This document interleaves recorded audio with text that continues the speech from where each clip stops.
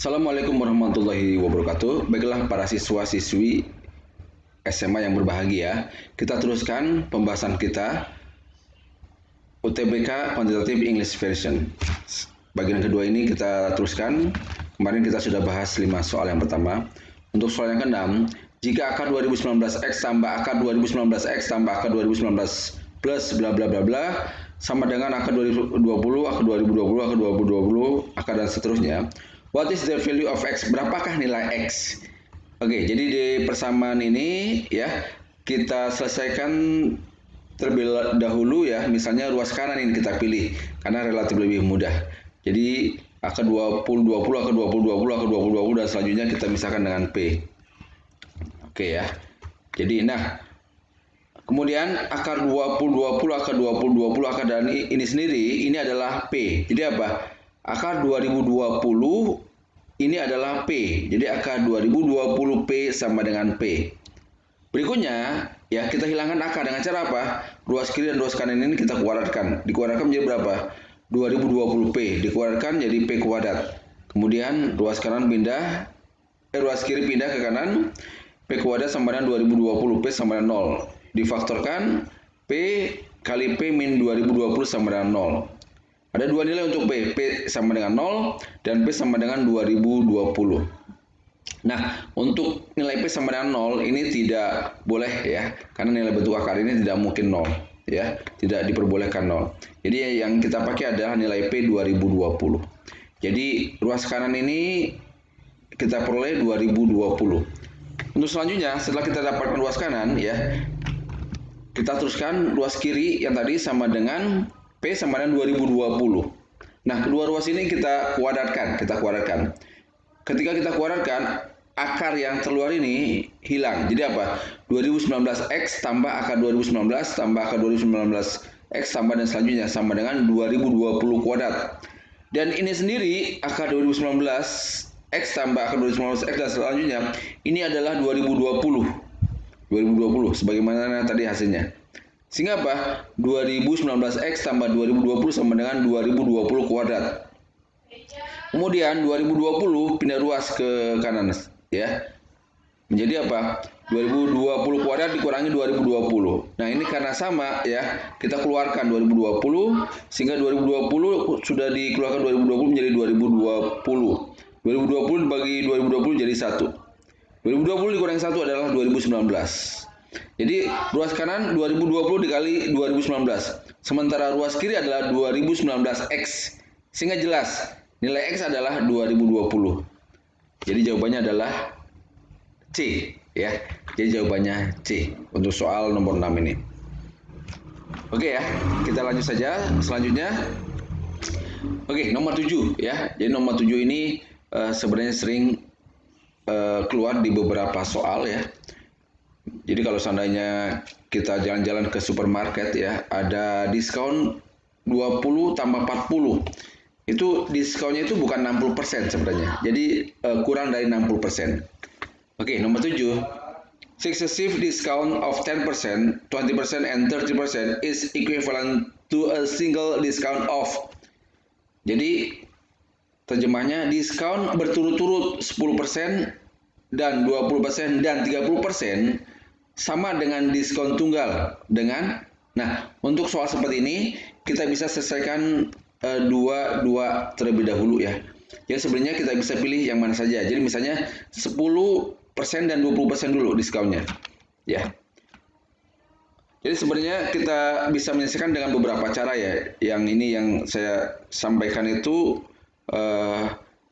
ini salah satu teknik saja. Jadi diskon berturut-turut 10% dan 20% setara dengan diskon tunggal ya. Jadi 10%, kemudian diskon yang kedua 20% ini bukan 20% kalau dibandingkan dengan nilai sesungguhnya. Yaitu apa? Jadi yang pertama 10% tambah 20% dikurangi 20 dikali dengan diskon yang pertama. Ya. Jadi 20 kali 10% sama dengan 2. Jadi 20 dikurangi 2 itu 18. 10 tambah 18 sama dengan 28%. Jadi diskon kedua ini 10% dan 20% adalah 28%. Nah, kemudian 28% ini ya kita gabungkan dengan diskon yang terakhir 30%.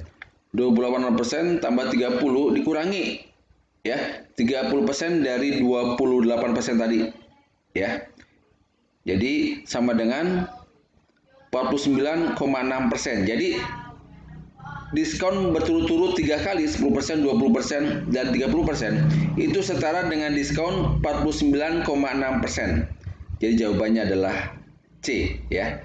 Jadi 49,6%. Jadi bukannya 60% ya. Jadi bukan 60%.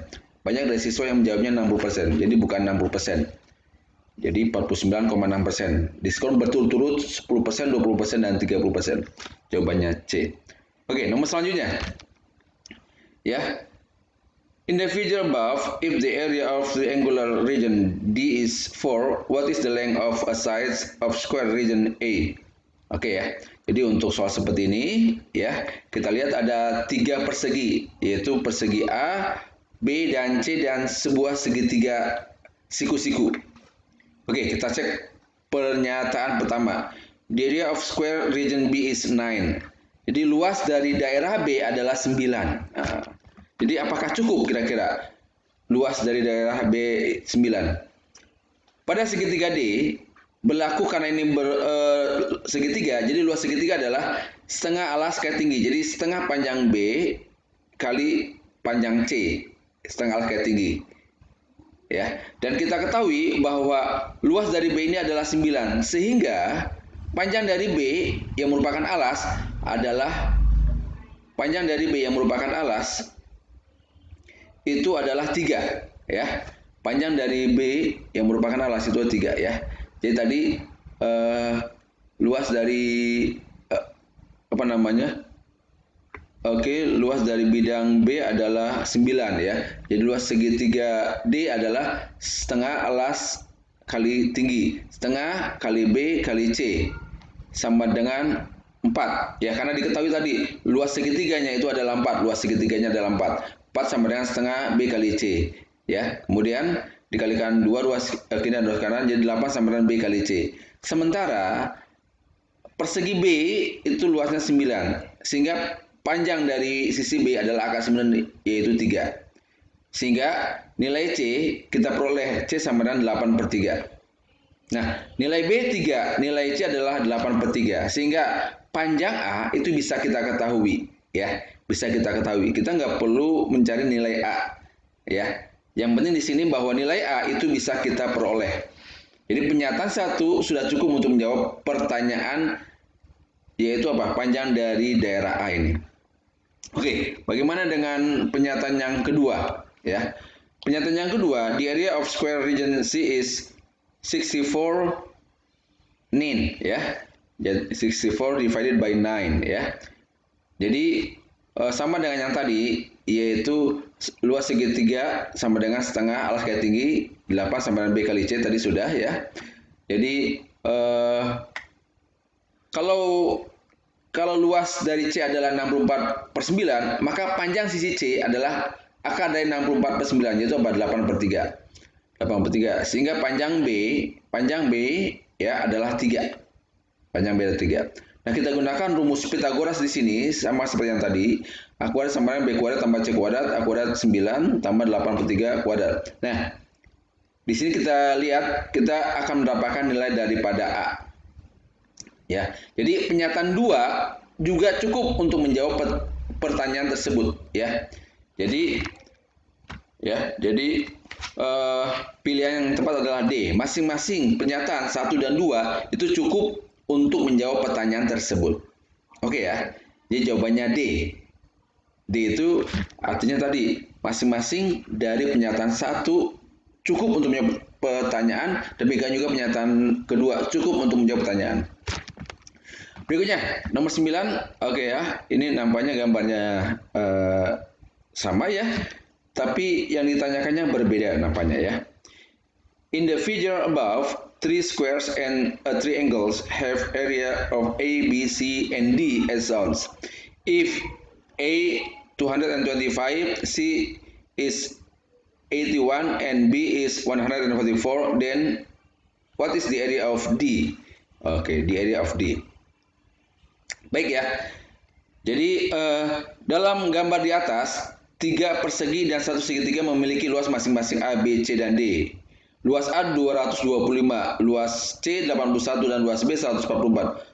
Berapakah luas D? Oke, nah kalau kita cek ya, jadi bahwa luas A itu adalah 225, maka panjang sisi A itu adalah akar dari 225, itu apa? 15. Luas C 81, sehingga panjang sisi C akar 81 adalah 9.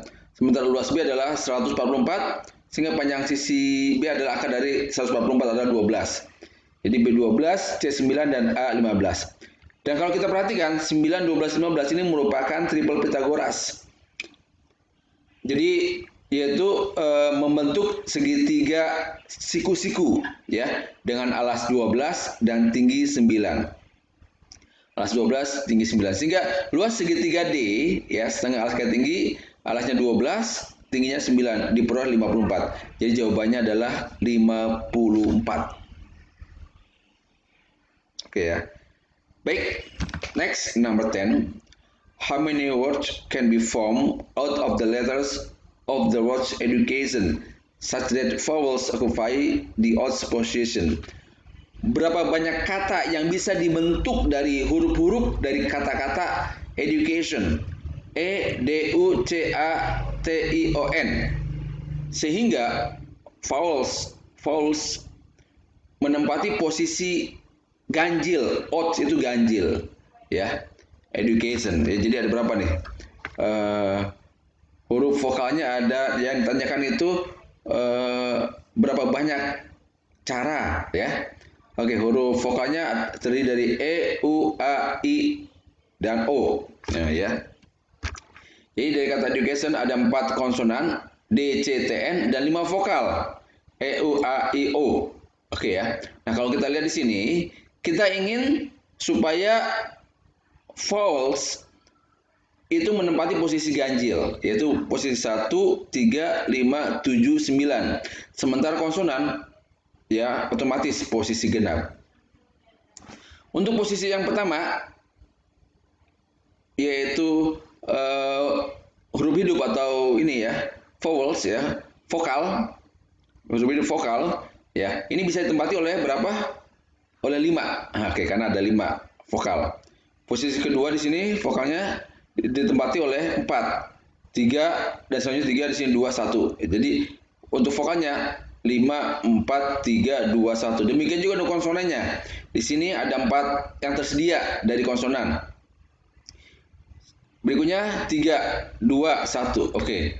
Jadi nah ini ya. Jadi untuk vokal 5 4 3 2 1 5 faktorial. Sementara untuk konsonan 4 3 2 1 4 faktorial. Ya, 5 faktorial 120 kali 4 faktorial 24. Jadi jawabannya adalah 2880. Jadi jawabannya adalah E. Oke, jadi jawabannya adalah E. Baik, untuk selanjutnya number 11 ya. Last semester, Professor K told two classes A and B. Each student in class A handed 7 assignments and each student in class B 5 assignments. How many students were in class A? Jadi semester lalu Profesor K mengajar 2 kelas, yaitu kelas A dan B. Masing-masing siswa di kelas A itu menyerahkan 7 tugas dan masing-masing siswa di kelas B itu 5 tugas. Berapa banyak siswa yang ada di kelas A? Baik, ada 2 pernyataan. Pernyataan pertama adalah the student in both classes combined handed a total of 85 assignment. Jadi ada 85 tugas. Apakah cukup 85 tugas total untuk mengetahui berapa jumlah siswa di kelas A? Jika diketahui pernyataan 1, jumlah tugas yang diserahkan kedua kelas 85, untuk jumlah tugas di kedua kelas ada 85 tugas. Ini belum bisa dipastikan jumlah di kelas A ya, karena masih ada banyak kemungkinan. Jadi 7A tambah 5B sama dengan 85. Jadi masih banyak kemungkinan A dan B untuk memenuhi 85. Jadi pernyataan satu saja belum cukup untuk menjawab pertanyaan. Bagaimana pernyataan yang kedua? There were 10 students in class B. Ada 10 siswa di kelas B. Ternyata untuk pernyataan kedua juga belum cukup ya untuk mengetahui jumlah siswa di kelas A. Jadi 7A tambah 5 kali 10 sama dengan C ya. C ini total tugas. Oke ya, jadi masih ada dua variabel di sini, A dan C. Jadi kita belum bisa menjawab